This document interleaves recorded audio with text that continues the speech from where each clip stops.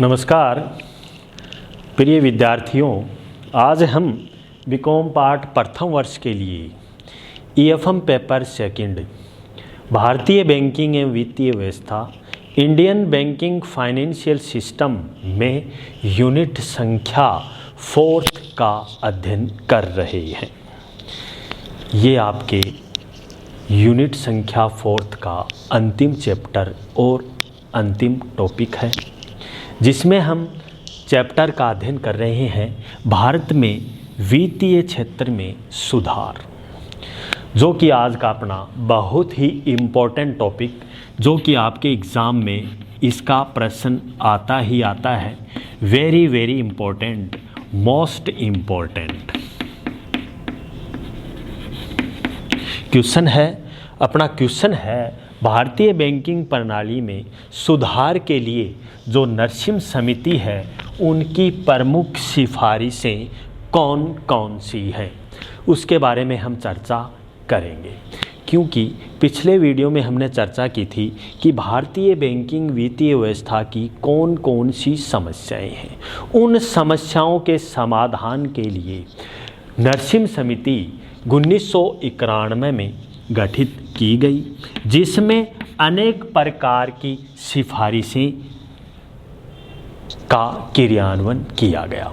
भारत में वित्तीय बैंकिंग के सुधार के लिए जो नरसिम्हा समिति हैं उनकी अनेक प्रकार की सिफारिशें हैं, जो कि निम्नलिखित हैं। पहली सिफारिश तो यह है कि बैंकिंग क्षेत्र में या उसके ढांचे में 3 या 4 गुणे में पुनर्गठन किया जाए या अंतर्राष्ट्रीय स्तर पर अपनी पहचान बना सके। दूसरी है 8 से 10 राष्ट्रीय बैंकों की शाखाओं का जाल देश भर में फैला हो, जो सार्वभौमिक या यूनिवर्सल बैंकिंग पद्धति पर आधारित हो। तीसरी सिफारिशें स्थानीय बैंक परिचालन क्षेत्र विशेष तक सीमित हो। चौथा है क्षेत्रीय ग्रामीण बैंक और ग्रामीण बैंकों का परिचालन ग्रामीण क्षेत्रों तक सीमित हो तथा उनके व्यवसाय में कृषि और संबंधित गतिविधियों की अधिकता हो, परंतु लाभप्रदता का भी पूरा ध्यान रखा जाना चाहिए।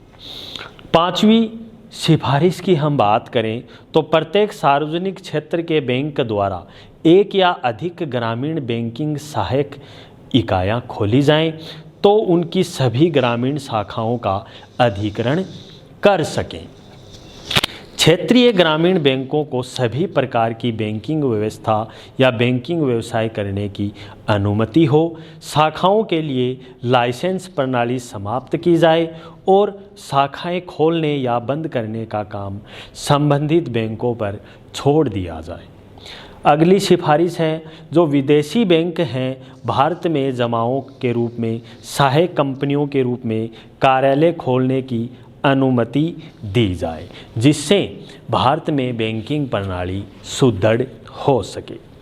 अगली सिफारिश की हम बात करें तो विदेशी बैंकों से वही अपेक्षाएं की जाएं जो भारतीय बैंकों से की जाती हैं। भारतीय बैंकों के विदेशों से परिचालन तर्क संगत बनाया जाए, ये भी इसकी सिफारिशें हैं। अगली सिफारिश की हम बात करें कि बैंकों में कार्यों के लिए कंप्यूटरीकृत या कंप्यूटरीकरण को बढ़ाया जाए, अधिक से अधिक कार्य कंप्यूटर के माध्यम से संपादित किया जाए। तो कंप्यूटरीकृत भी किया जाए, जिससे आसानी से कंप्यूटर का सहारा लेके तीव्र गति से बैंकिंग क्रियाएं आसानी से क्रियान्वित हो सके। बैंकिंग आयोग की स्थापना की आवश्यकता इसमें नहीं है, क्योंकि खुद ही नरसिम्हा समिति एक निकाय के रूप में भूमिका का निर्वहन करती है। प्रत्येक अलग बैंक को अधिकारियों की भर्ती की अनुमति दी जाए, जिससे सहायक तरीके से क्रियान्वयन हो सके। पर्यवेक्षी स्टाफ द्वारा निरीक्षण का काम आंतरिक लेखा परीक्षण और आंतरिक निरीक्षण रिपोर्ट पर आधारित हो सके। 15वीं है, बैंकिंग प्रणाली पर रिजर्व बैंक तथा वित्त मंत्रालय के बैंकिंग विभाग का दोहरा नियंत्रण समाप्त किया जाए और रिजर्व बैंक को ही बैंकिंग प्रणाली को नियमन का दायित्व भी सौंपा जाना चाहिए। बैंकों तथा वित्तीय कार्यों के पर्यवेक्षण के लिए रिजर्व बैंक के नियंत्रण में एक अलग अर्ध स्वायत्तपूर्ण प्राधिकरण भी बनाया जाना चाहिए, जिससे कार्य सुगम और सही तरीके से संपादन हो सके। बैंकों के मुख्य कार्यधिकारियों या निदेशकों की नियुक्ति राजनीतिक रूप से मुक्त किया जाए। राजनीतिक क्षेत्र को इसमें बढ़ावा नहीं हो, क्योंकि बैंकिंग क्षेत्रों के कार्यों को संपादित करने के लिए कोई भी कर्मचारी जब नियुक्त होता है, वो कर्मचारी या अधिकारी में राजनीतिक हस्तक्षेप नहीं होना चाहिए। ये नरसिम्हा समिति की सिफारिशों में उल्लेखित है। बैंक की SLR को 5 वर्ष के भीतर चरणबद्ध कार्यक्रम के तहत घटाकर 25% से नीचे किया जाए, जिससे बैंकिंग गतिविधियां सुदृढ़ हो सके। CRR को भी इसी प्रकार से घटाया जाए। कैश रिजर्व रेशियो, जो कि बैंक का नकद कोषानुपात होता है, उसकी घटानों की सिफारिशें नरसिम्हा समिति करती है कि किस प्रकार से CRR को घटाया जाए। निर्देशित ऋण कार्यक्रमों को चरणबद्ध रूप से समाप्त किया जाए। निर्देशित ऋण कार्यक्रम को चरणबद्ध तरीके से समाप्त किया जाए, क्योंकि ऋण प्रक्रिया में काफ़ी समस्याएं आती हैं, तो इनको समाप्त किया जाए। प्राथमिकता प्राप्त क्षेत्र को पुनः परिभाषित किया जाए, जिससे सही तरीके से क्रियान्वयन हो सके। 22वां है ब्याज दरों के नियंत्रण हटा लिया जाए, ताकि बाजार प्रवृत्तियों का पता चल सके। 23वां है मार्च 1993 तक वाणिज्य बैंकों के जोखिम भारित परिसंपत्तियों के संबंध में कम से कम 4 पूंजी पर्याप्तता के रूप में प्राप्त करनी चाहिए। तो नरसिम्हा जो समिति है वो सही तरीके से एक निकाय के रूप में संपादित विभिन्न गतिविधियों को पूरा करती है।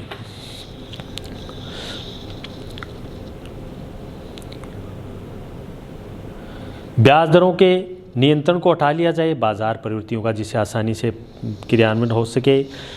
मार्च 1993 तक मैंने बताया कि वाणिज्यिक बैंकों के जोखिम में भारतीय परिसंपत्तियों के संबंध में कम से कम 4% पूंजी प्राप्त कर लेनी चाहिए।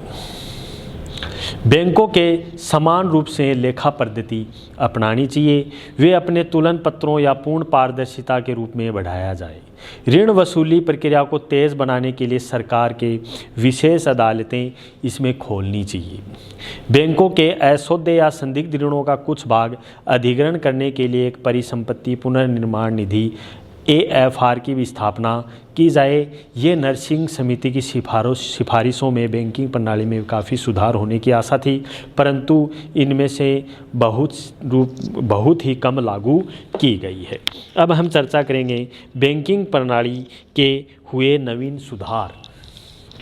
ये तो सिफारिशें हुई कि बैंकिंग प्रणाली में ऐसे कौन कौन से सुधार हुए हैं, जिसमें पहला है, जैसा कि आप जानते हैं 1969 को 14 बड़े व्यापारिक बैंकों का राष्ट्रीयकरण हुआ, जिसमें जमा राशि संग्रहित होकर शाखाओं का काफ़ी विस्तार भी हुआ है, जिसमें अप्रत्याशित वृद्धि भी हुई है जमाओं में। तो अनेक प्रकार के 1991-92 में भी और भी सुधार किए गए हैं कि प्रमुख सिफारिशों के बाद में बैंकिंग प्रणाली को किस प्रकार से सुदृढ़ किया जाए, जिसमें पहली है पूंजी पर्याप्तता मानक।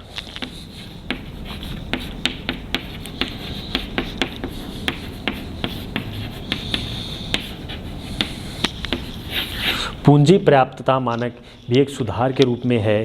कैपिटल एडेक्वेसी नॉर्म्स के तहत ये भी एक इसके है। पूंजी पर्याप्तता मानक को सही तरीके से उल्लेखित किया है कि किस प्रकार जोखिम से बचने के लिए भारतीय रिजर्व बैंक ने अप्रैल 1992 में पूंजी पर्याप्तता मानक बनाए हैं, जिनका बैंकों में मार्च 1996 के पालन करना था। सभी बैंकों को 31 मार्च 1993 तक 4% और 31 मार्च 2000 तक 9% भारित जोखिम पूंजी पर्याप्तता अनुपात भी प्राप्त करना था। पुनः पूंजीकरण करना। पूंजी का पुनः पूंजीकरण करना किस प्रकार से कि भारत में जितने भी सार्वजनिक बैंकों का निर्धारण पुनः पूंजीकरण के अनुपात में करना चाहिए।